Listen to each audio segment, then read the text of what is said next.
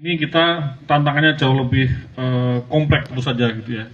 Nah, kami sendiri di PCNU Kota Bogor juga sering mendengar bahkan mendapati keluh kesah dari sebagian orang tua yang menyekolahkan anaknya. Salah satu yang kami concern adalah ada orang tua yang ingin anaknya itu agamanya itu menonjol gitu ya. Tapi kemudian yang terjadi malah orang tuanya kaget. Kenapa? Karena mendapatkan porsi pendidikan yang tidak proporsional gitu ya. Jadi sebagai contoh gitu misalkan ada salah Islam yang moderat gitu ya.